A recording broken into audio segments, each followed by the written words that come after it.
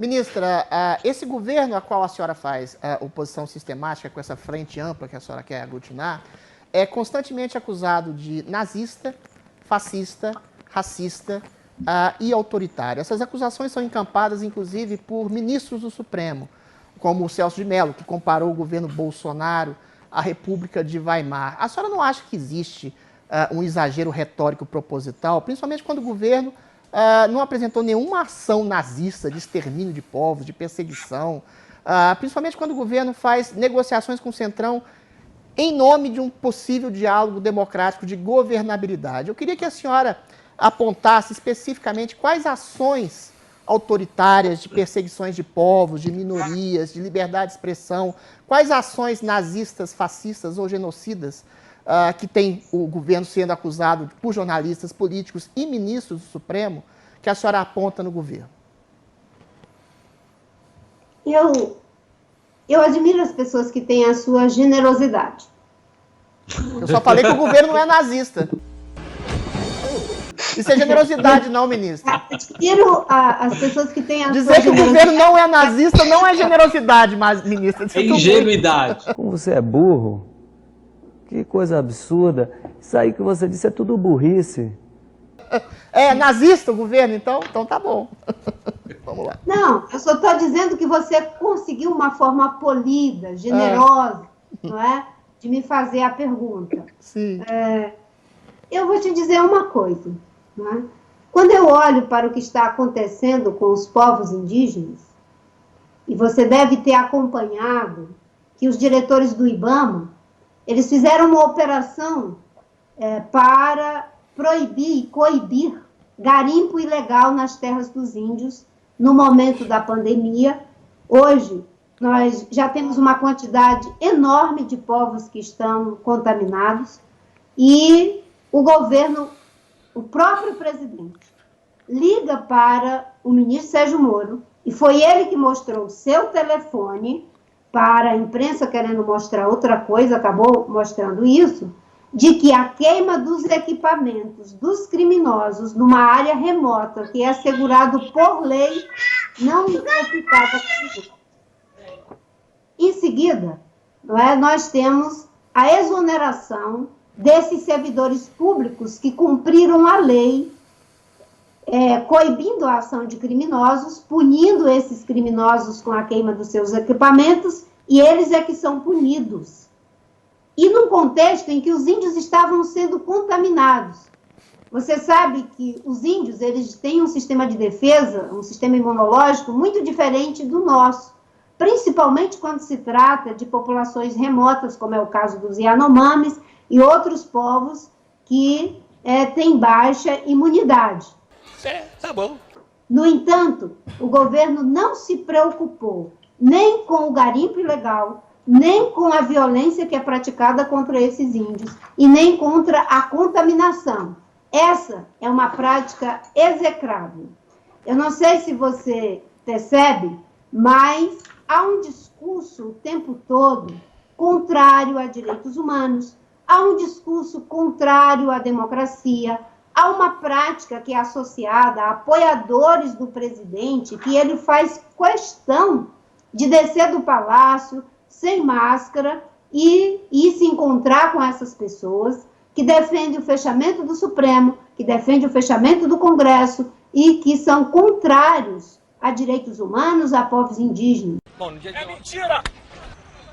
Um ministro que diz, na sua reunião ministerial, que odeia a expressão povos indígenas, uma ministra dos direitos humanos que reclama porque os quilombolas estão se reproduzindo demais, um ministro do meio ambiente que conspira contra a sua própria agenda em benefício da contravenção. Eu poderia aqui ficar citando uma série de elementos que, na prática, constituem um afastamento do Brasil do que é uma democracia ocidental. O Brasil, no discurso do presidente, na prática do presidente, não é uma democracia ocidental. É um país que está, inclusive, criando muitos constrangimentos para aqueles que sempre foram nossos parceiros.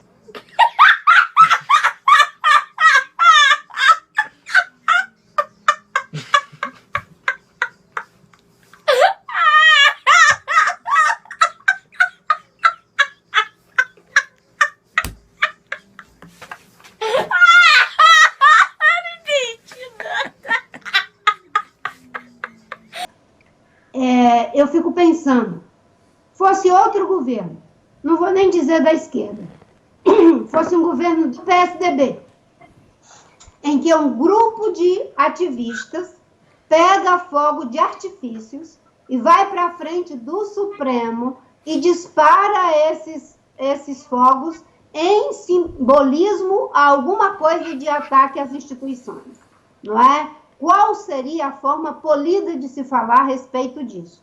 A única forma de se falar a respeito disso é de que isso é um atentado às instituições. Mas são apoiadores, ministra. Isso não é uma ação governamental. A senhora percebe? Mas é apoiada.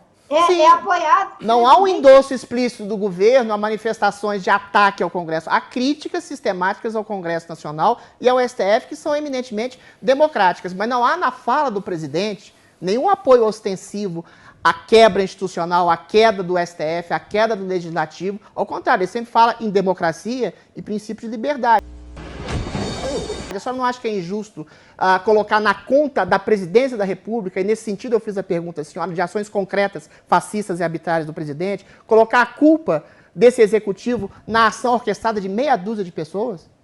Não é tomar... Quando você ouve a ministra dos Direitos Humanos reclamando de que tem um grupo na sociedade brasileira que está se reproduzindo demais numa reunião do presidente da República e não recebe nenhuma repreenda, o que você acha, se isso é conivência ou não com práticas que beiram ao fascismo? Não, quando ministra, é porque quando... A senhora citou o Weintraub, por exemplo. Quando ele fala da unificação de um povo só, para além de classificações de povo negro, povo LGBT, povo indígena, a senhora não acha que é uma interpretação que pode não ser a sua, de uma unificação do povo brasileiro como um todo? A senhora não acha que é muito arbitrário dizer que esse tipo de manifestação é fascista, ditatorial e nazista? Não é tirar do contexto uma frase do ministro que ele colocou outro sentido? Ministro, eu vou pedir para você ser bem breve para a gente ouvir a última pergunta. Eu não tenho como ser breve porque ele continua com a generosidade dele e eu tenho que conversar com ele vamos lá. Nesse debate que ele está fazendo tão generoso com as práticas do presidente. Olha só, o presidente da República, não é? Ele, no Congresso, disse uma vez que a deputada Maria do Rosário não era estuprada. Ai, que burro, dá 0 para ele. Porque era uma pessoa feia. Foi isso que ele disse como deputado. Ele defende o Ustra, um torturador. Ele defende a ditadura e o AI-5, que tantos males criou para a sociedade brasileira e a democracia. Ele vai para uma entrevista coletiva na frente do Palácio com jornalistas e deixa que seus supostos apoiadores agridam os jornalistas e ele próprio faz agressão tentando cessear a liberdade de imprensa. O presidente Jair Bolsonaro, infelizmente, nesse momento difícil da história do nosso país, com esse discurso de dizer que quer unir todos como se fosse a mesma coisa, essa é a pior forma de querer disfarçar uma atitude autoritária. O Brasil é um país diverso. Se ele quer transformar um índio num ocidental, ele já deixou de ser índio. Se ele quer deixar que você vire um índio, você vai deixar de ser você? Eu não entendi o que ele falou. O Brasil é um país diverso, culturalmente diverso, e tem que ser respeitado na sua diversidade. Okay. Quando ele diz que não tem problema em relação a negros e brancos, essa é uma forma disfarçada de querer passar por cima da discriminação histórica desse país, que é estrutural. A melhor forma de você disfarçar as suas ideias autoritárias, antidemocráticas, preconceituosas, é você tentar universalizar como se isso fosse algo que é bom para todo mundo. É por isso que eu repito, não é? Eu admiro a sua generosidade, porque os índios têm que ser respeitados como índios. Ele diz que os índios têm que ser transformados em agricultores. Agricultor, nós respeitamos agricultores, mas eles não são índios. Os índios, eles têm uma cultura própria, uma identidade própria, uma forma própria de lidar com o território, e nós temos que aprender a respeitar. Teria sido melhor ir ver o Pelé. Deixa eu voltar.